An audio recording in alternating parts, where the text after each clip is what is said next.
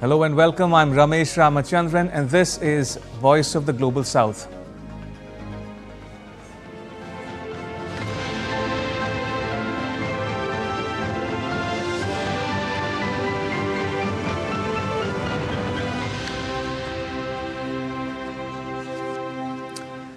All right then, let's get started on the show this week. From a dream Antarctic expedition to a floating nightmare, 3 dead, dozens ill, and a virus with a 40% mortality rate. Why are countries refusing to let the MV Hondius cruise ship dock? We uncover the truth behind the rare Hantavirus outbreak. Bye-bye blind spots. An Indian startup has launched the world's first satellite that combines high-resolution photo capabilities with cloud-piercing radar technology to offer 24/7 clear imaging that a farmer, a rescue worker or an army general can easily understand.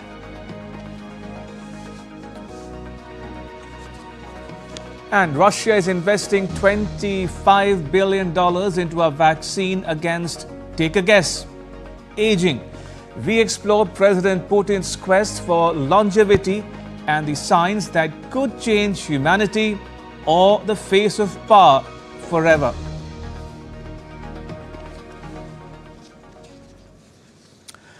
Now, as we speak, the world is scrambling to trace a trail of infection that spans not one, but 3 continents. From Argentina in South America and South Africa on the African continent to Switzerland in Europe, a hunt is on for the passengers of a cruise ship infected by the Hantavirus. Now, there are at least 2 Indian crew members on board the ship as well. First discovered in 1978 near the Hantan River in South Korea, these viruses are usually zoonotic, meaning that they spread from animals to humans. You breathe in aerosolized dust from the droppings or urine of a rodent, and the virus attacks either your kidneys or, more lethally, your lungs. But it is the Andes variant of the Hantavirus that was detected on board this cruise ship. It is the black sheep of the Hantavirus family. Why? Because it is the only one documented to spread from human to human. That said, it does not spread through a casual cough in the street. What it requires is a close, prolonged contact like sharing a meal, a bed, or a confined cabin. The incubation period may be up to 6 weeks, and that is the nightmare. Someone could look perfectly healthy today, but be in critical condition a few weeks later. The ship is currently steaming north towards Tenerife in the Canary Islands. Now, Tenerife is the largest and most populous island of the Canary Islands, an autonomous community of Spain located in the Atlantic Ocean. The chief of the World Health Organization will travel to Canary Islands to coordinate the evacuation of passengers.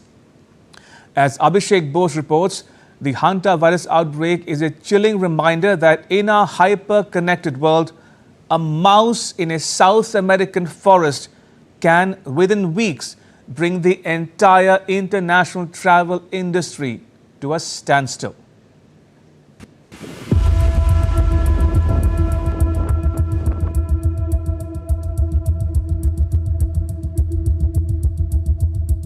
On the 1st of April, a cruise ship set out on a voyage from Ushuaia in Argentina for what was meant to be a once-in-a-lifetime Antarctic expedition. Passengers were excited about the journey ahead, icy landscapes, rare wildlife, and some of the most remote islands on Earth. But what happened next turned out to be a nightmare for them. Imagine being stranded in the middle of the ocean with no clear answers, no way to leave, and also a deadly virus spreading silently around you. A similar situation is unfolding for the passengers aboard the MV Hondius.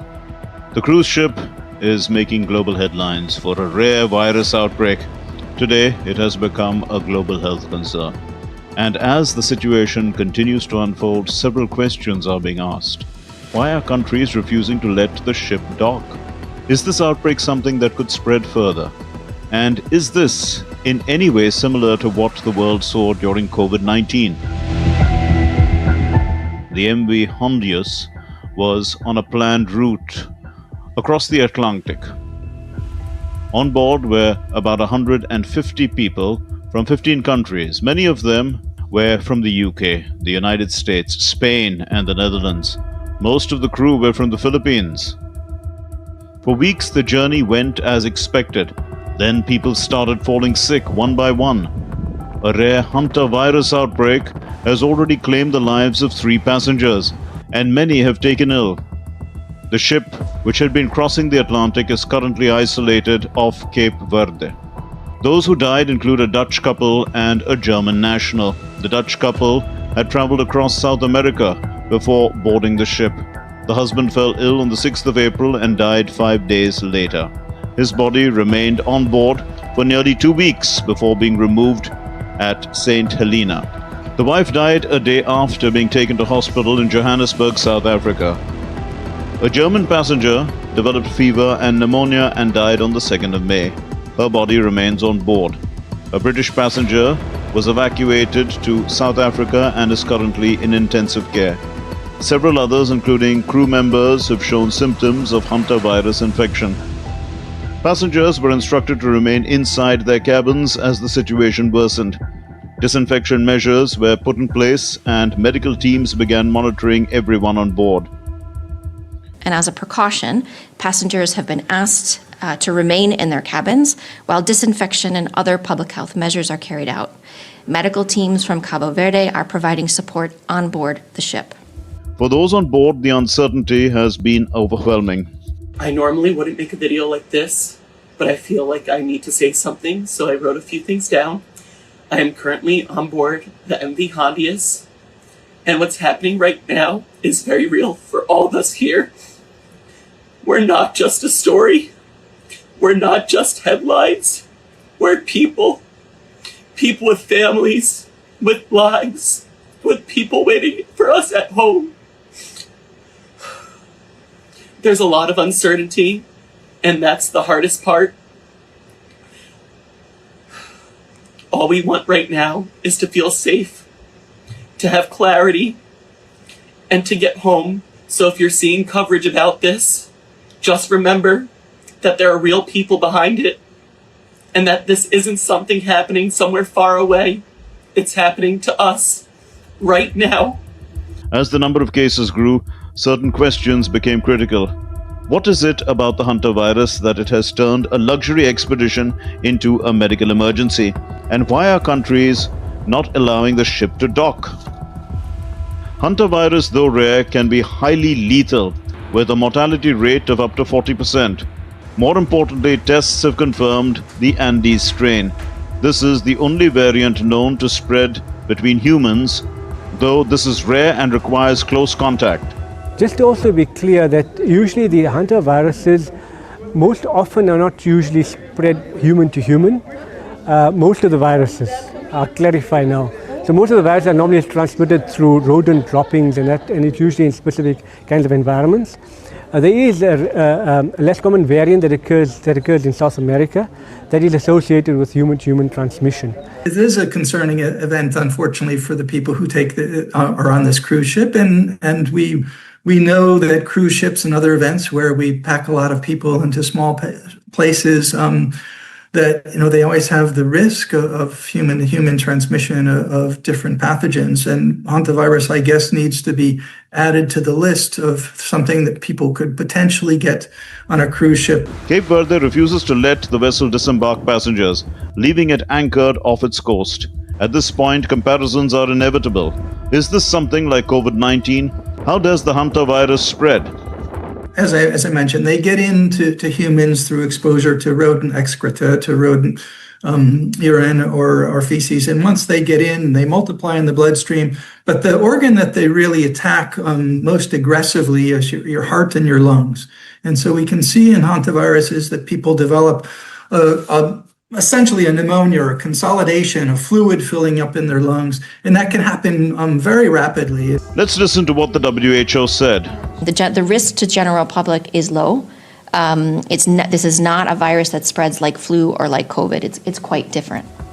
According to the WHO, there is no specific cure or vaccine.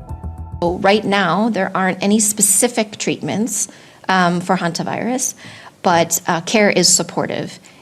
Typically, people will develop respiratory symptoms, so respiratory support is really important, particularly oxygen.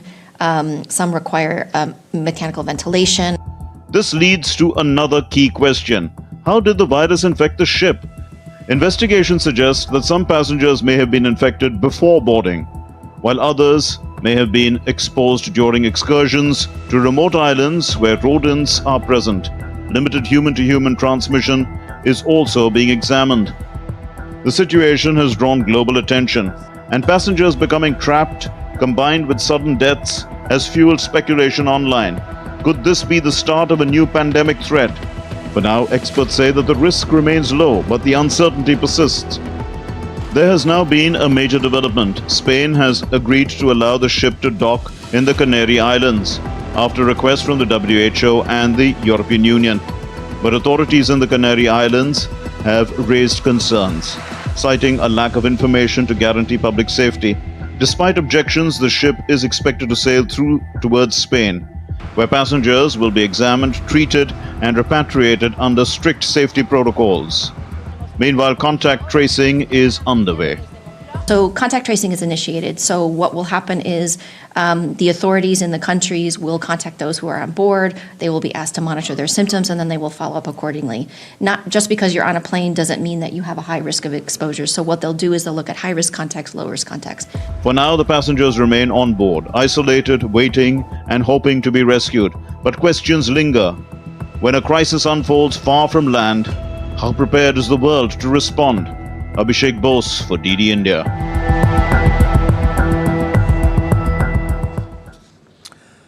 On 3rd May, a Bengaluru-based Indian startup made history by launching the world's first Optosar satellite. It set a domestic record too. Weighing 190 kilograms, the satellite in question is the largest Earth observation satellite ever built by a private Indian company. Before this launch, most privately built Indian satellites were much smaller nanosatellites or microsatellites, typically weighing less than 50 kilograms. Prime Minister Narendra Modi and Indian Space Agency ISRO praised the startup's mission Drishti, calling it a testament to the passion of young innovators for nation building. So what is Mission Drishti all about? Let's find out. Mission Drishti is a landmark space mission by the Bengaluru-based Indian startup Galaxy I Space. It's a quiet revolution in how we see our planet and a powerful statement about India's rising private space prowess. It represents a major technological breakthrough by being the first satellite to integrate both optical and synthetic aperture radar sensors on a single operational platform. Let me break it down for you. Traditionally, satellites use either an optical camera or a radar. Now, images captured by an optical camera resemble photographs that we're all familiar with, but it is useless at night or under clouds, smoke, and fog. In contrast, a synthetic aperture radar can see objects at night and under clouds, but its images look like grainy black and white static and appear in shades of grey, making it hard for anyone but a specialist to interpret them. What Optosar does is fuse them. It can peer through thick monsoon clouds, capture crystal clear details at midnight, and deliver perfectly aligned images from two completely different technologies in a single pass. The result? Analysis-ready data that a farmer, an army general, and a rescue worker can understand instantly and easily.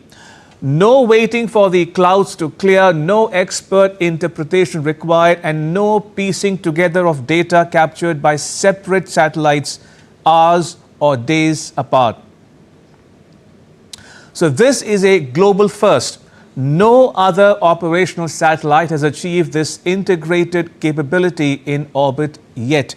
For the first time globally, these two sensors are on a single platform, capturing the exact same spot at the exact same time. Now let me tell you why it's a big deal. For India, it's a game changer for strategic autonomy. It no longer needs to rely solely on foreign providers who might restrict high-resolution imagery during crises. It offers all-weather 24/7 monitoring. While traditional optical cameras cannot see through clouds or at night, the synthetic aperture radar sensor penetrates cloud cover, fog, and rain, ensuring continuous data collection. It provides intuitive high-resolution data. Now, SAR images that appear in black and white are often difficult to interpret. By fusing them with multispectral optical imagery, the satellite provides clear, detailed, and analysis-ready visual data. It also allows for instant data fusion. Because both sensors are on the same platform, the data is captured simultaneously from the same angle. This removes the mismatch issues that occur when trying to align images from two separate satellites.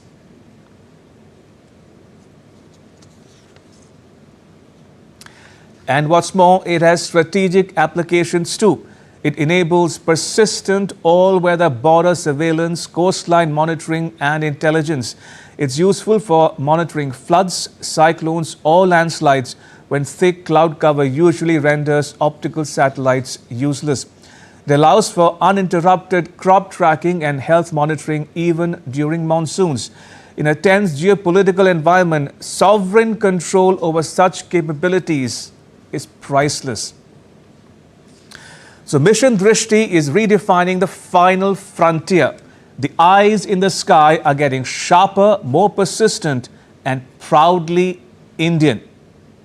The era of the weather-dependent satellite is ending. With Mission Drishti, the blind spots are vanishing. And behind this milestone is Galaxy Eye Space, a Bengaluru startup founded in 2021 by IIT Madras alumni. This is the new phase of India's space sector, agile, innovative, and ambitious. For India, it's a moment of sovereign pride. From a launch pad in the US state of California to the mission control rooms of Bengaluru, India has just rewritten the rules of Earth observation. And a tiny Indian startup from Bengaluru has achieved what no one else has. I have a question for you. Do you ever wish you could go back in time and be young all over again? What if I told you that an anti-aging vaccine could soon be a reality? It sounds like science fiction, right? But one country is trying to make it real. In Russia, scientists are working on a vaccine to slow down the biological aging process and help us stay young for longer. Intrigued? Ayushi Ahuja has more. What if aging wasn't inevitable, but something we could control or could be slowed or even stopped? Russia, which has previously made headlines for developing breakthrough vaccines, including claims around cancer treatments, is now turning its focus to something even more ambitious: a vaccine against aging. At the center of this push is President Vladimir Putin, a leader long known for projecting strength, masculinity, and endurance. From shirtless photo ops to staged deep-sea dives, from flying with Siberian cranes to piloting a nuclear bomber, President Putin's carefully crafted image has always leaned towards vitality and control. Russian scientists are working on a gene therapy targeting the RAGE or receptor for advanced glycation endoproducts, the cellular trigger linked to biological aging, according to the Moscow Times. Officials say that blocking this receptor could slow down or even pause the aging process. Deputy Science Minister Denis Sekerinsky calls it a step towards creating the world's first gene therapy drug designed specifically to delay aging. But there's a catch. So far, research has only been tested in labs and animal models. Human trials have not begun. The anti-aging project is part of a massive national health program worth more than $25 billion. Russia plans to begin production of this gene therapy drug between 2028 and 2030 as part of a broader strategy to tackle its declining population, rising mortality rates, and an aging society. The urgency is clear. Average life expectancy for men in Russia is 67 years, significantly lower than many Western nations. At 73, President Putin is already beyond that. And reports suggest that longevity isn't just policy, it's personal. From strict diets and daily workouts to swimming, judo, and ice hockey, President Putin has long projected discipline and control over aging. But some reports point to more unconventional methods as well. In 2022, Russian outlet Proact reported that President Putin took antler baths, a controversial treatment where a person immerses in an extract made from young deer antlers. The process has drawn criticism for animal cruelty as the antlers are cut from live deer while still rich in nerves and blood supply, often causing them extreme pain. The treatment is believed by some to improve circulation and rejuvenate the body, though scientific backing remains limited. This obsession with longevity isn't limited to Russia alone. In a hot mic moment, President Putin and China's President Xi Jinping were overheard discussing the future of aging. President Putin was heard speaking about how biotechnology could allow organs to be replaced and lifespans extended. In response, President Xi's interpreter could be heard saying, "Predictions are this century, there's a chance of also living to 150 years old." Despite the excitement, experts caution that there is no proven anti-aging vaccine yet. Current research is early stage and experimental. Claims of reversing aging remain highly speculative. So the bigger question remains, is this about science or power? Because if aging can be slowed, power could be extended. And that raises a chilling possibility. What happens if leaders don't just rule for years, but for decades on end? For now, a vaccine for aging is a bold claim, and the world is watching closely as time has always remained undefeated. Ayushi Ahuja for DD India.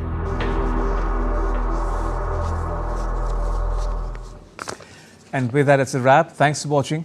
Bye-bye.